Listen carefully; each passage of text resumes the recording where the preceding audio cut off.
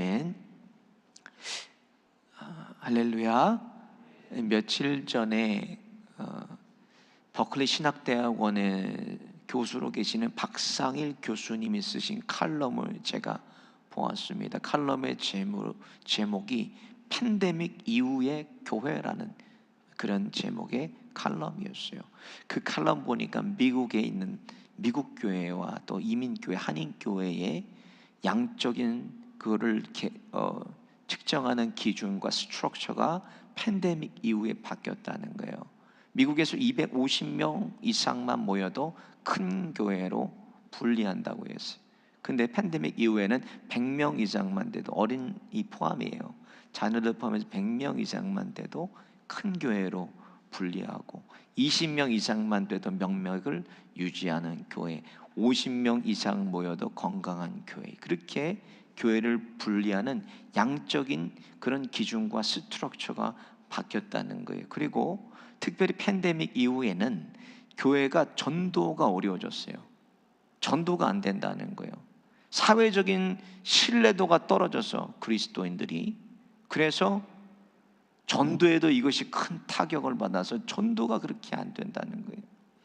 그리고 미래에 대한 전망도 그렇게 인정하고 싶지 않지만 밝지 않다라는 그런 칼럼을 썼어요. 저도 매주 전도를 나가고 저희 교우들도 여기 많은 분들이 전도를 나갑니다. 근데 한 영혼 전도하기가 여러분 쉬워요? 너무나 어렵습니다. 한 영혼 전도하기가. 그래서 우리가 나가서 전도를 못하면 뭐 하라고 제가 선물을 드렸죠? 요 스티커를 붙이라고 선물을 드린 거예요. 요거 보고 또 오시는 분들이 계시다니까요. 하나님의 역사는요, 작은 곳에서, 생각하지도 못하는 곳에서 일어납니다. 여러분, 차에 붙이고 다녔어요. 내가 그리스도인임 알리는 거 아니에요. 붙이고 다니니까 운전도 조심스러워졌잖아요. 그렇죠? 그거 달고 누가 쌩쌩 달리겠어요? 신호 위반하고 다니겠어요? 그거 타고 다니다가 우리가 신호 위반하고 그렇게 하겠어요? 운전도 조심스러워져요. 그렇게 여러분 모든 것을 다 우리가 쏟아서 교회가 얼마나 여러분 진짜 몸을 갈아 넣는 거예요. 우리들도, 교육자들도, 저도 마찬가지. 그 교회가 부흥하고 잘 세워졌는데, 요즘 목사님들, 교협에 있는 목사님들 만나면서 제가 느끼는 거지만 날아가는 건 한순간이더라고요. 세우는 건 너무 어렵게 세워놓으셨어요, 교회들. 그런데 그것이 한순간에 날아가 버려요. 저는 그 모든 문제의 해결 방안이 어디에 있나, 이것에 요즘에 고민하고 몰두하고 있어요. 교회가 교회답게 이 세상에 빛과 소금으로 세워지려면 어떻게 해야 되는가, 그거에 몰두하고 있어요. 제가 얻은 대답은 속사람이 강건해지면 된다는 거예요. 우리 속사람이 성숙해지기만 하면 이 마지막 때 가까워지는 교회에도, 마지막 때가 가까워지는 세상에도 교회가 넘어지지 않고 쓰러지지 않고 믿음으로 굳건하게 설 수 있다는 거예요. 성도들 한 사람 한 사람이 속사람이 강건해져야 돼요.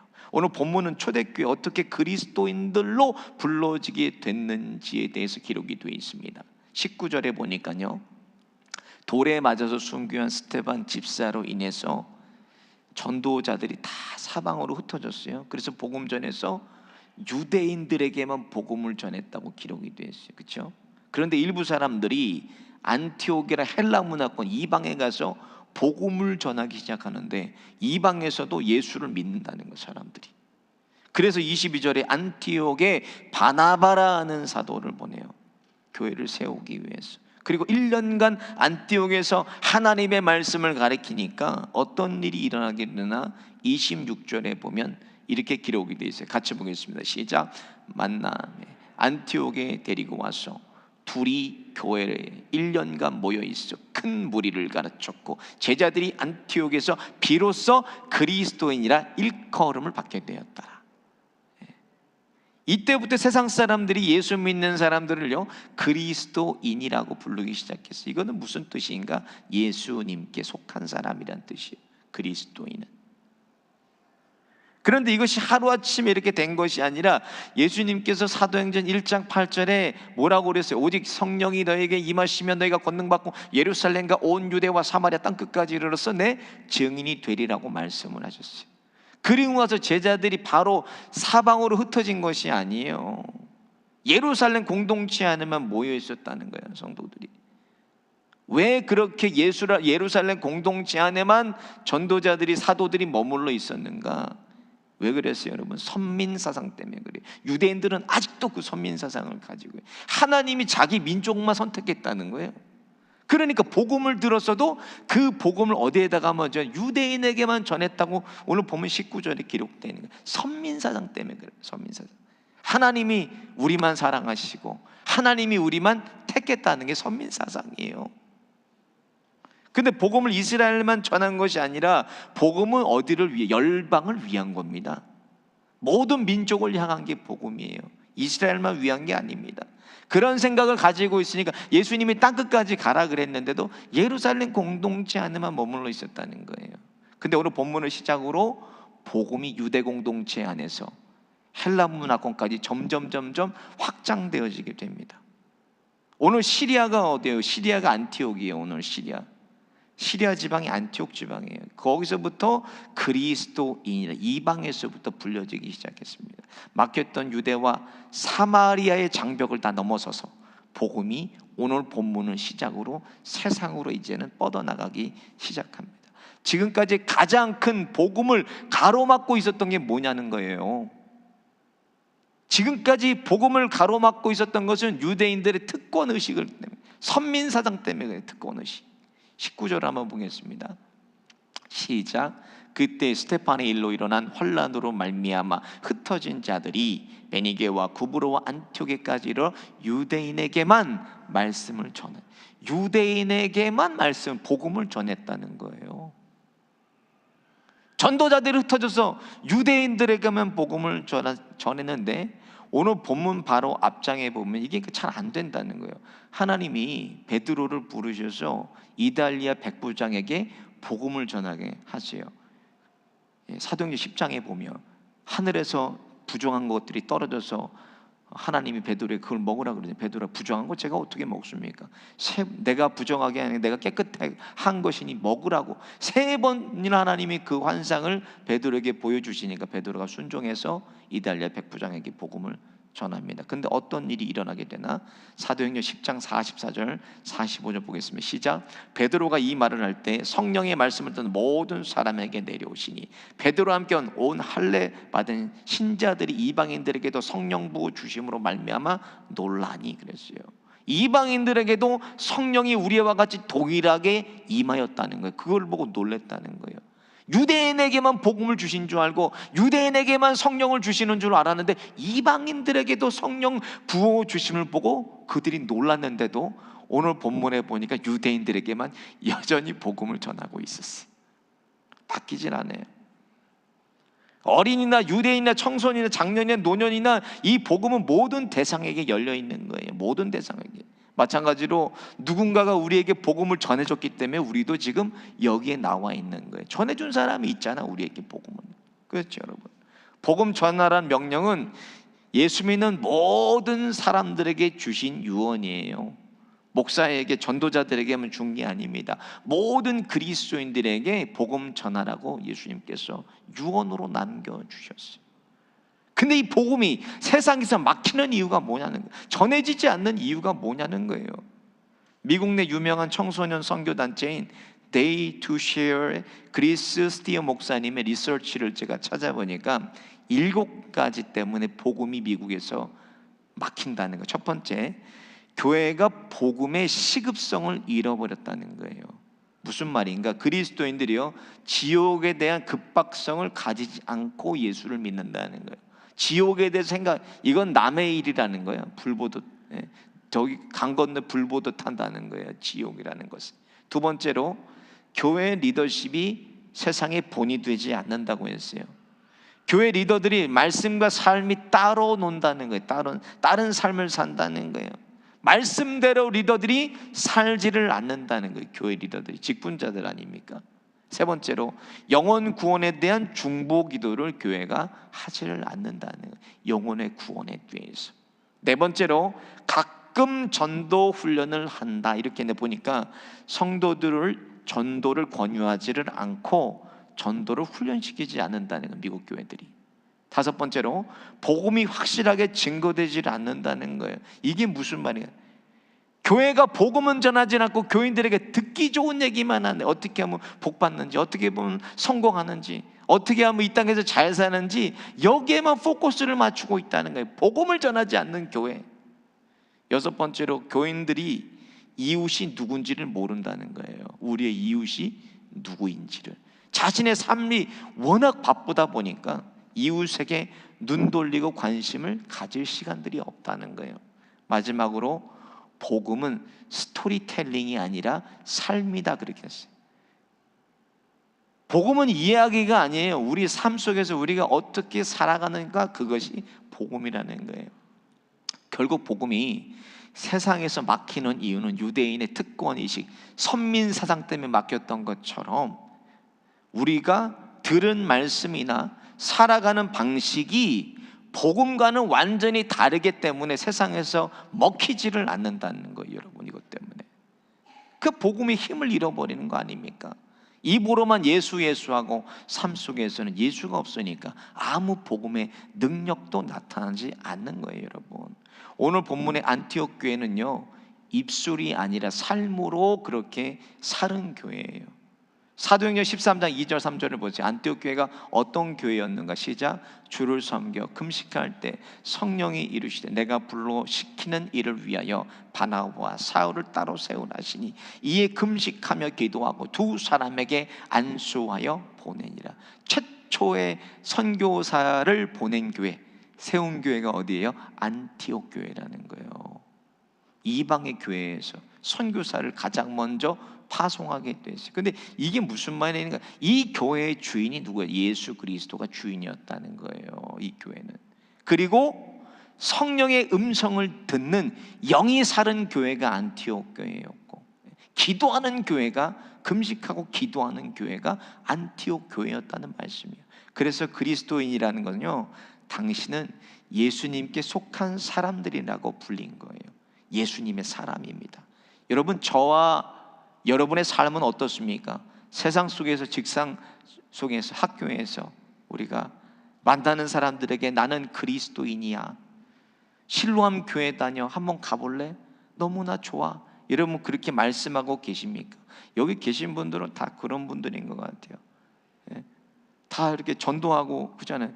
다 이렇게 전도를 하고 열심히 교회를 소개하고 다니시는 분이 있잖아요. 어떤 분은 이민자들 웹사이트에도 우리 교회를 소개했어요. 여기 계신 어떤 분인데, 이름을 제가 검명하지는 않겠습니다. 하지만 우리 교회 너무 좋다고 나와보라고, 애들 시스템도 잘 됐고, 또 여기 또 우리 교회 너무 좋다고, 말씀도 좋고. 여러분 그런 분들만 여기 다 오셨네요. 진짜 여기 앉아 계신 분들은 눈을 피하시는 분이요. 오늘날 복음이 세상에 막히는 가장 큰 이유는요, 우리 신앙과 삶이 완전히 다른 삶을 살기 때문에 그런 거예요. 그 모습을 통해서 복음의 문을 우리가 스스로가 가로, 이 안에도 마찬가지예요. 교회의 본질은 뭐예요? 여러분, 교회의 본질은 제가 계속 말씀드리는 거지만 교회의 본질은 생명에 있습니다. 생명이 교회의 본질인 거예요.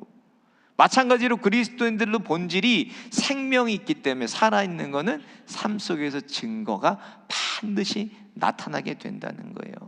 세상 사람들이 하는 거 다 하고 먹는 거 똑같이 우리가 다 먹고 마시고 구별 없으면요 열매도 없는 거예요, 여러분. 요한 1서 5장 10절에 이렇게 말씀했어요. 같이 보겠습니다. 시작. 하나님의 아들을 믿는 자는 자기 안에 증거가 있고 하나님을 믿지 않은 자는 하나님을 거짓말하는 자로 만드는 이는 하나님께서 그 아들에 대하여 증언하신 증거를 믿지 아니하는도다 그랬어요. 하나님의 아들을 믿는 자들에게는 생명이 있기 때문에 반드시 증거라는 것이 나타난다는 거예요. 하나님의 아들에게는, 그리스도인들에게는. 뭐가 달라도 이 사람들은 다른 사람들이에요. 여러분, 저도 입고 다녔지만 교복 있잖아요. 교복을 입고 다니다가 학교를 끝나면 사복을 갖고 다니면서 갈아입고 다녀요. 교복을 갈아입고 사복을 입어도요, 가게를 가고 어디를 가도 학생 그러잖아요. 또 머리까지 그렇게 짧게 잘라놔가지고 또 뭐 교복을 아무리 어른 옷을 입고 정장을 입어도 학생이라고 그래요. 여학생들도 마찬가지 아니에요. 큰 화장하고 학교 끝나면 어디 가도 학생 그렇게 부르잖아요. 교복 벗어도 마찬가지예요. 신분을 속일 수가 없어요. 그리스도인들의 성경을 가슴팍에 우리가 끼고 거룩한 걸음을 걷고 예수라고 우리가 입으로 얘기를 해도요, 그리스도인들은 말하지 않아도 표가 난다는 거예요. 그렇게 한다고 표가 납니까, 여러분? 우리 일상 속에 굳이 내가 말하지 않아도 사람들의 눈에는 당신은 그리스도인인가 보다, 교회 다녀요? 이렇게 얘기한다는 거예요. 우리 증거가 나타나기 때문에. 오늘날 시대 교회들이요, 위기 속에 있습니다. 우리 신랑교회가 지금 급하게 우리 급성장한다고 우리만 예외가 될 수가 없다는 거예요, 여러분. 속사람이 강건해지지 않으면 이것도 모래성일 수가 있다는 거예요, 여러분. 그거를 걱정해야 돼요. 그거를 제가 지금 준비하고 있어요. 어떻게 하면 우리가 기본을 충실하게 잘 다져지는 교회가 될 수가 있을까? 이렇게 가면 내년이면 우리는 500명이 넘어가요. 이런 추세로 나가면 지금도 내년이면 500이 넘어가요, 성도님들이. 기초공사를 하지 않고 다듬지 않으면 이것도 모래성일 뿐인 거예요, 여러분. 급성장 좋아할 게 아닙니다, 여러분. 예배는 기본이고 제자훈련 시키고, 그래서 365일 매일 성경 통독반 하고 있잖아요. 50여 분 지금 매일 또 구역장 방에다가 말씀 구절을 보내드리고. 교회가 몸부림을 치는 이유가 뭐예요? 준비하자는 거예요. 속사람을 강건해지는 교회가 되자는 거예요. 그런데 많은 열매들이 올라, 물론 새로운 사람들이야 뭐 너무 열정적으로 교회를 돕죠. 오래되신 분들이 변하고 있다는 거예요. 오래 다니시던 분들이 하나둘씩 변화되고 열심을 내기 시작해요. 그런 분들을 보면 목사는 눈물이 나요, 진짜.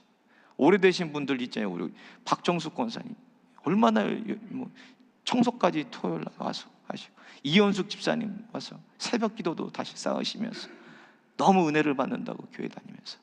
내가 예수님 이렇게 열심히 믿은 적이 없다고. 이 교회 10년 이상 다니신 분들 아닙니까? 15년.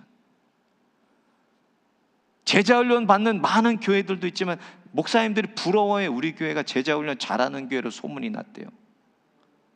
처음에 마귀들은 그랬을까? 이거 무슨 효과가 있어? 얼마나 되겠다고 그렇게 나가서 떠들고 흔들고 하지 못하게 하고. 그런데 2년 6개월 동안 이 제자훈련 하고 있어요. 100여 명이 넘는 사람들이 지금 하고 있잖아요, 제자훈련. 2년 6개월 동안 하고 있어요. 지금 그렇게 떠들었다간 100명하고 싸워야 돼요. 왜? 100명이 지금 죽기 살기를 하고 있잖아요, 제자훈련 열심히. 우리 교회는 제자훈련 잘하는 교회로 그렇게 소문이 났어요. 오늘 교회의 위기에도 성도들이 성경 지식이 부족해서 위기가 맞는 거 아니에요, 여러분. 안 모여서가 아니에요. 이 와중에 성장하는 교회들은 계속 하나님께서 영혼들을 부어주신다는 거예요. 많은 일들을 교회가 감당하고 있어요, 이 시대에도. 초대교회처럼 박해도 없고 순교도 없어요, 이 시대는. 그런데 복음을 가장 크게 가로막고 있는 것은 바로 교회 안에 그리스도인이라는 거예요, 여러분. 이걸 우리가 깨달아야 돼요. 내가 이 복음을 가로막고 있지는 않아요. 이 안에도 벌써부터 구역을 바꿔달라고 하시는 분들이 교회에 많아요.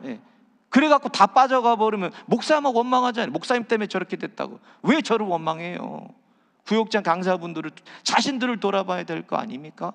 벌써부터 교회들 그런 거 아니에요.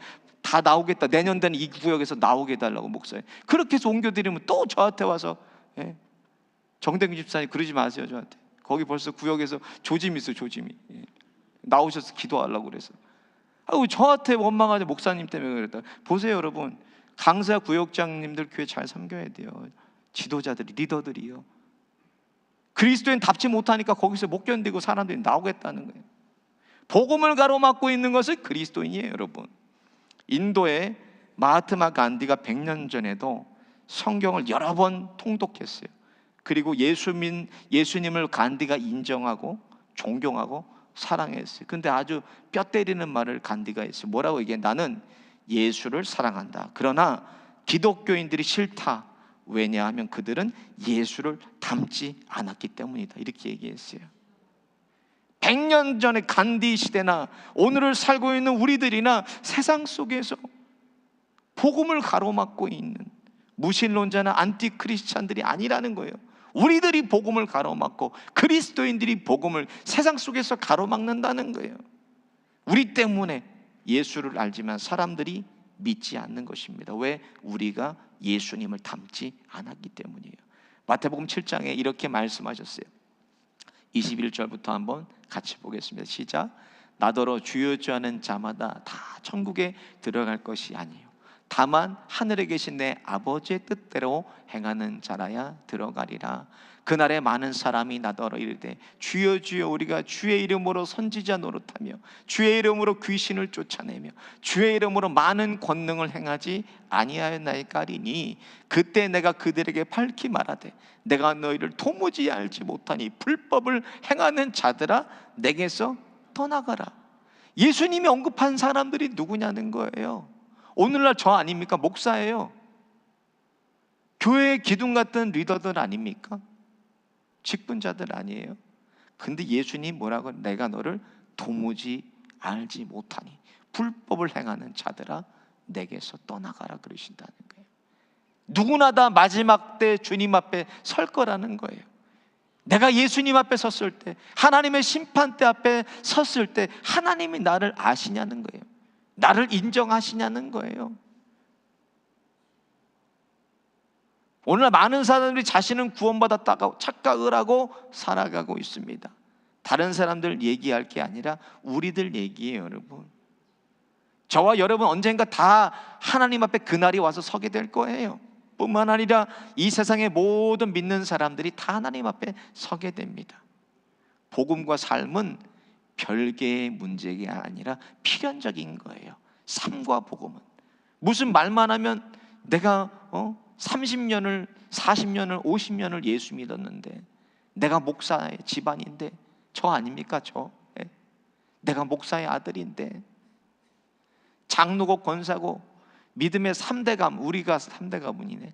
믿음의 3대 가문인데 그런데 사람들이 피해요. 사람들이 인정을 안 한다니까요. 그런 실력을 가지고도 누가 봐도 그 주인이 예수님이 아니기 때문에 인정하지 않아요. 예수 그리스도가 내 주인이 되신다면 머리에서 머물고 입에서 머무는 그리스도인이 아니라 가슴으로 예수를 사는 그리스도인이 되어야 됩니다. 그런 그리스도인 저와 여러분 되시기를 예수님의 이름으로 축원드립니다. 조금도 손해보지 않고 누구도 용납하지 않고 일도 희생이 없고 봉사, 십자가가 없어. 어디를 봐도 그 사람의 희생은 찾아볼 수가 없어요. 그저 그 안에 옛사람들만 펄펄 뛰는 거예요. 내가 진짜 그리스도인이라면, 내 주인이 예수 그리스도라면 나의 전부를 주님께 맡기고 나의 전부를 주님이 살아주셔야 돼요. 여러분, 오늘도 주님 앞에 나올 때 저와 여러분의 많은 인생의 문제들을 가지고 나온 줄 압니다. 인생의 문제, 자녀의 문제, 사랑과의 관계 문제, 건강의 문제, 물질의 문제, 신분의 문제, 주신 모든 문제는 예수님 앞에 다 내려놓고 포기하심으로 예수님 주시는 참 자유와 평안을 누리시기를 예수님의 이름으로 축원드립니다. 오늘 말씀 생각하시면서 함께 찬양하고 기도하겠습니다.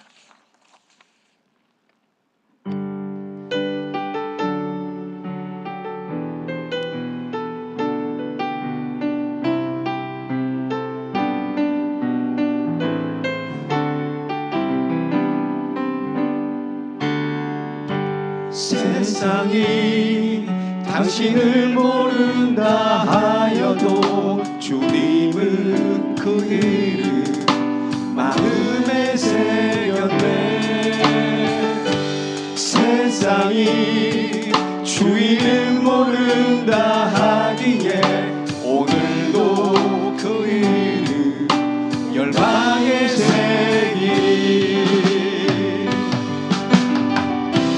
땅의 모든 끝이 주께 돌아오게 되리. 잃어버린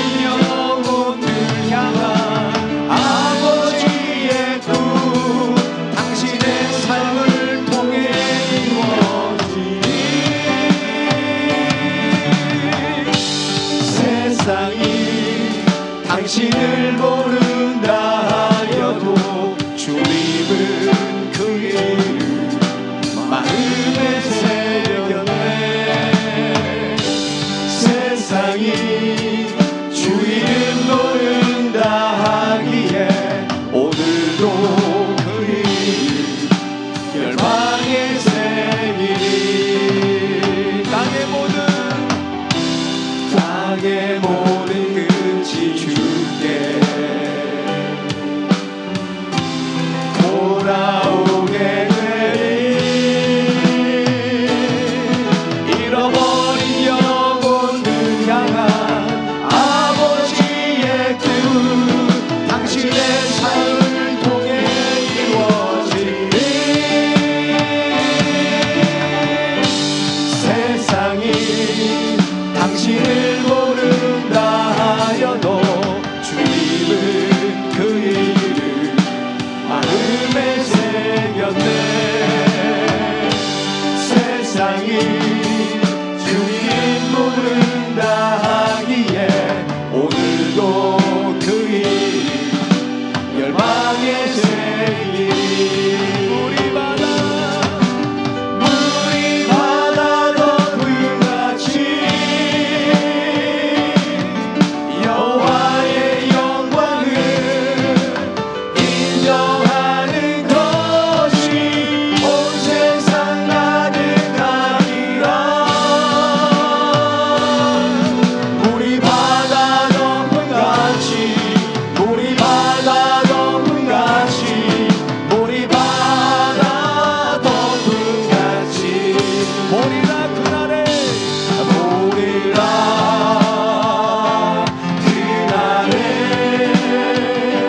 주의 영광 가득한 세상 우리는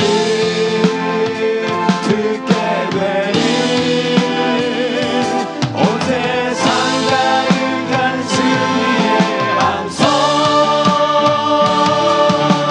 물이 바다 덮음같이 여호와의 영광을 인정하는 것이 온 세상 가득하리라. 물이 바다 덮음같이 물이 바다 덮음같이 물이 바다 덮음같이. 말씀 생각하시면서 함께 기도하겠습니다. 우리가 예수님 오래 믿은 것 자랑하고 내 의로 여기는 사람 되지 않게 하시고 그리스도인답게 살게 하여 주옵소서. 예수님께 속해서 머리로만 입으로만 믿지 않게 하시고 삶으로 예수를 닮게 하여 주옵소서. 자격 없는 괴수들 예수님의 보혈로 복음으로 십자가로 살아주셔서 삶으로 복음 전하게 하시고 가정과 일터와 하나님 나라를 살리고 세우는 복음의 통로가 되게 하여 주옵소서. 세상 속에 빛이 되게 하여 주시고 소금되는 삶을 살게 하여 주옵소서. 주여 한번 부르짖고 함께 기도하겠습니다. 주여